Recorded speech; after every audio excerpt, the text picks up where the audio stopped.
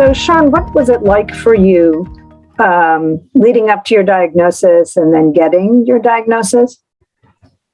So when I was diagnosed, I was getting ready to run my first marathon, and I was also planning my wedding. So it came at a very, well, I don't think and MS diagnosis comes at any opportune time. It's something that we just we don't expect. So for me, being really always fit, eating well, it was a little bit of a shock, to say the least. And then especially because I was getting married. So here I am in the middle of planning my wedding, and I have this diagnosis that I also have to deal with. Like I said, I don't think any one of us is really ready for something like that. So quite a shock.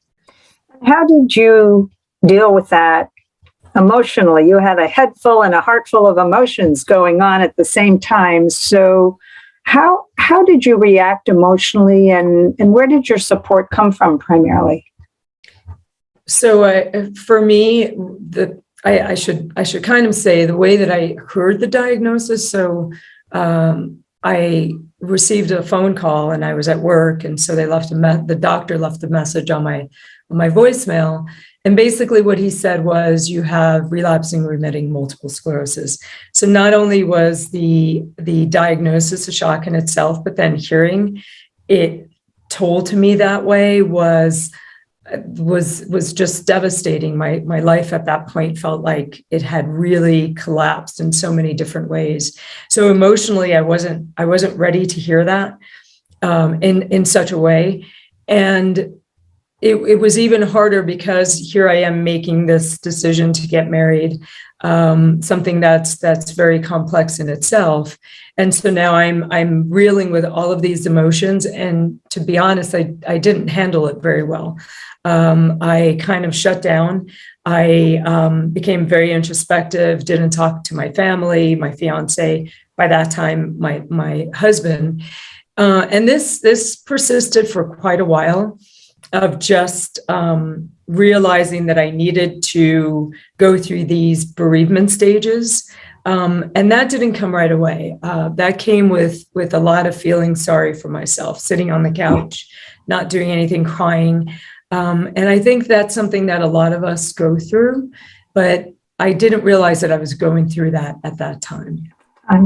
So is there anything about your cultural background? You are Hispanic, and you were raised by a very strong Hispanic mom. Was there anything about your upbringing and your background that influenced how you reacted? I definitely think so, because within our culture, there's a lot of families that were brought up, the family itself, by single parents. So in my case, my mom was a single mom. My grandmother was a single woman. And basically they had to be strong for us. And I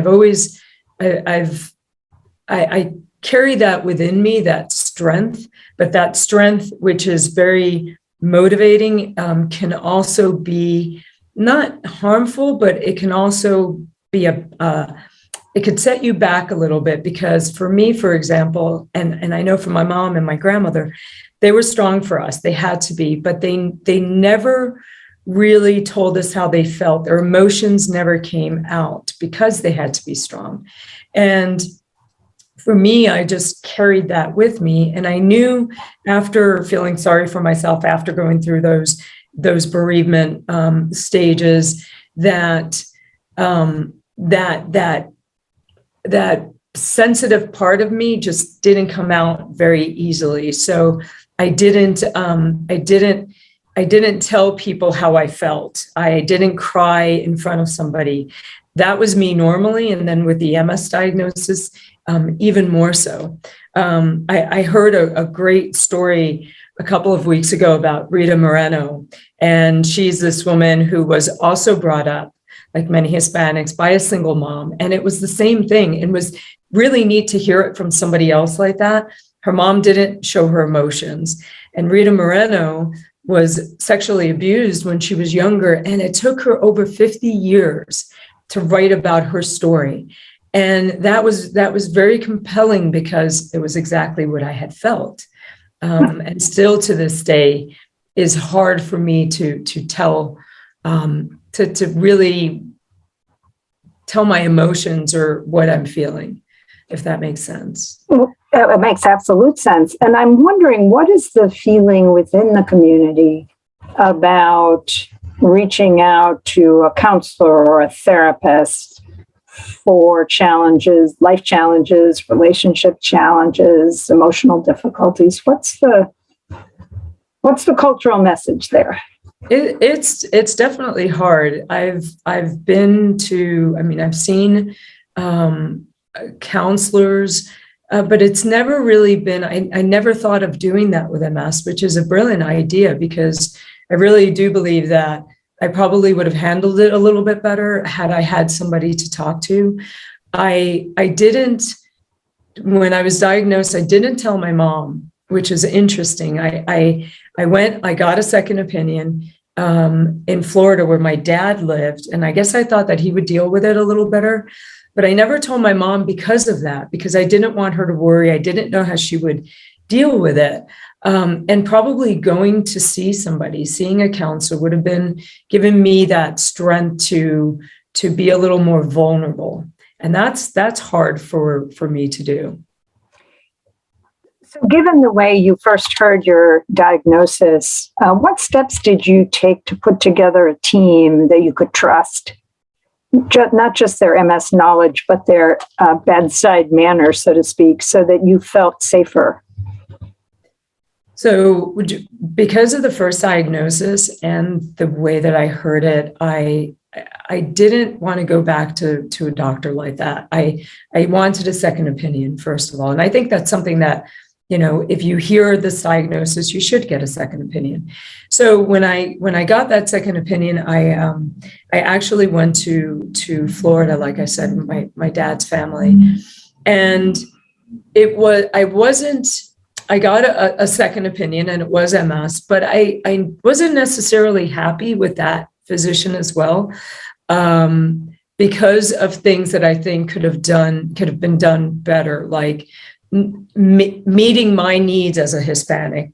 So it took a little bit of time for me to put a team together where I was comfortable with that doctor, with just being vulnerable, telling that person about my challenges, my emotions, not exactly how I was feeling physically, but also emotionally. It took a little bit of time. Patience, I would imagine. Absolutely. So I know you're a very, very busy woman, and I'm wondering if you could just tell us why you were willing to do this today. Why is it important to you to share this with others, and particularly others in the Hispanic community? That's a great question. I've asked myself that plenty of times. When I was diagnosed, I realized that I probably wasn't the only one that was dealing with all of these emotions, or I take that back, not dealing with them. And I realized that there had to be other people out there that felt the way I did. Because of my mentioning of that now second doctor that didn't deal with my being Hispanic and my questions about how do you address other Hispanics with MS? What are the things that need to be done? That's when I realized that I needed to be an advocate for Hispanics, because not only was I probably not the only one with these emotions, but I probably had a lot of questions that weren't answered. And probably there's a lot of us out there that do have questions, and our needs maybe are not being addressed. And that's why I agreed to do this today, because I think it's so important to shed the light on our feelings, our questions, and maybe our insecurities. So if you had any recommendations, I'll put you on the spot here, but if you had any recommendations for others out there, particularly your Hispanic friends and neighbors who might be dealing with this, what would you urge them to do? I think it's really important if you're not happy with the kind of care that you're getting, whether it's the physician, maybe you're seeing a nurse practitioner. It's never too late, because it's our care. It's never too late to change until you really find that one person that it just clicks. That's important. Ask questions. I think there's so many questions that are important, and no question is silly or stupid. Make yourself vulnerable. I think that's something that, yes, we do have issues as Hispanics, I think, especially for females. But make yourself vulnerable. Ask questions. Find that person that you're going to click with, and until you get to that point where you're happy with that person, and also know that you're going to grieve. You're going to grieve for that life that you had before, and that's okay. It's the life that comes after that life is just a stepping stone. And it's important to know that, this thing is not easy, but we can all get through it. Thank you, Shawn. I really appreciate your time and your honesty, and I always love talking to you. Thanks very much. Thanks, Roz. I appreciate it.